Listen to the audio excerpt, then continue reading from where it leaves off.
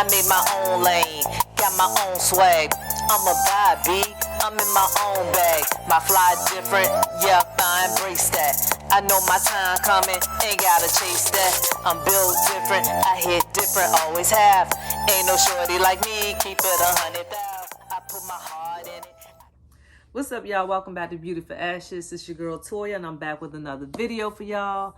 I got new digs, but it's for the weekend. It's temporary, you know what I mean? Hubs and I, we doing a little vacation this week.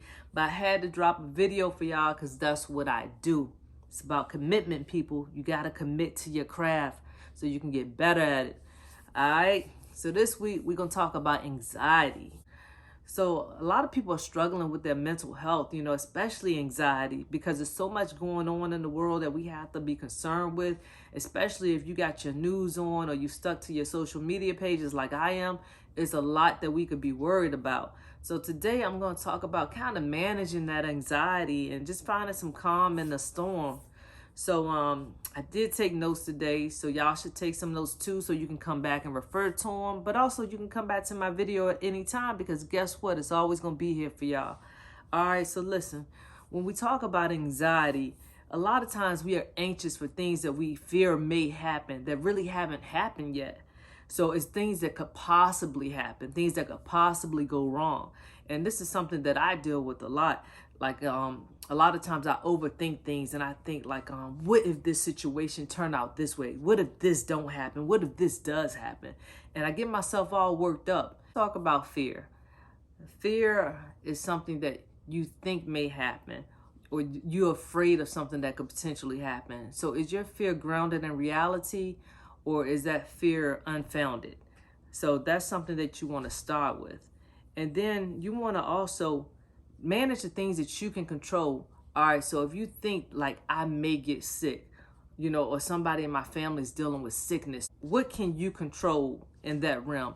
What can you do? So if it's pertaining to yourself and it's something that hasn't happened yet, like your health, okay, I can change my diet, I can exercise, you know, I can maybe do some natural remedies, some holistic things that I can do, or, you know, you may want to go the traditional route and take different, you know, medicines or what have you. But there's always something you can do if something hasn't happened yet. You can be proactive and you can kind of control and dictate the way things may go. Now, if it's something like a family member sick or maybe even you're sick, you've already gotten your diagnosis. Again, what part of that can you control?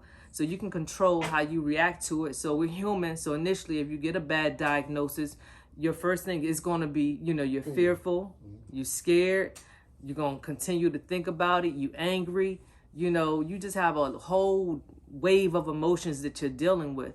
But once you've gone through those different emotions, now what? Now what can I do? Okay, yes, I got this bad diagnosis, but I'm still here. So one thing that I've done, even though I haven't gotten a bad diagnosis, but I thought I was going to get a bad diagnosis, I listen to people that have been diagnosed with that thing and people who beat that thing or people that have found a way to overcome it. Because what you want to do is you want to look at people that have already come out of that situation victorious. You don't want to listen to the doubters or the naysayers. You don't want to look at the stories of people that didn't make it, people that didn't survive it, because that's only going to dampen your spirits. That's just going to make you be depressed. That's going to make you feel down and out. It's going to make you feel helpless. So you want to listen to people that, yo, what did they do? You know, I see that they had this stage cancer, but they made it through. Somehow or another, they beat it. Let me look at their story and what they did. Perfect example, Les Brown. He's been battling cancer for a long time, but you would never know it. He's so optimistic, so upbeat. And, you know, he's been able to be victorious, even though he still struggles with that. But he's still here after all these years. So he's somebody I would definitely recommend listening to his story and looking at what he's been going through and how he's managed and how he, you know, he was able to overcome. And he's still in the process of overcoming. But so that's one thing. Another thing is, if it's you have anxiety about your job or something like that, or a relationship, okay, again, what can I do so I don't feel so helpless, so I don't have to feel so anxious? So if I'm worried about possibly losing my job, let me start looking at other job opportunities. Or if this is a job that I want to maintain, then let me up my work ethic. Let me do better, you know, let me get better at what I'm doing. Let me outperform my goals. Let me give more than what's required of me. So there are things that you can do. I think a lot of times because we feel helpless, a lot of times we're waiting for the other shoe to drop, and you don't have to do that. You can take control of your destiny. So what is it that you can do to ensure that you either keep the job you have or to ensure that you get another one? Or hey, you may just want to be an entrepreneur and do your own thing. But there are things that you can do. Never feel like somebody else has total control over your life, because that's not normally the case. Normally, you have some level of control of how your life's going to go. So take control over the things that you can. Also, you want to deal with the facts. You want to deal with the here and now. You don't want to always have to worry about something that may or may not happen. So what are the facts? What is going on in this moment right now? Not, okay, well, it could be this or it could be that, but it could not be that. So that's why it's important just focus on what's real, what's true, what's tangible. Another important thing, guys, you want to set boundaries. You want to be mindful of what you're watching. Like I mentioned earlier, watching the news, always on social media. If you're the type of person that's influenced by that type of thing, then you have to set a certain boundary. Like, you know what? I'm not going to watch the news every day. I'm only going to watch the weather report, maybe watch what's going on locally for like 5 minutes, but then I'm going to cut the news off, because I know you want to be informed. You want to know what's going on. That's wisdom. But you don't want to be consumed by it, because when you're consumed by it, then your anxiety is going to jump up. If you listen to every single thing that's happening in the world, not only in the United States, but just globally, you're going to drive yourself crazy. I used to do that all the time because you just hear so much bad, so much negativity. But think about it. That's what the media does. They're paid to broadcast fear.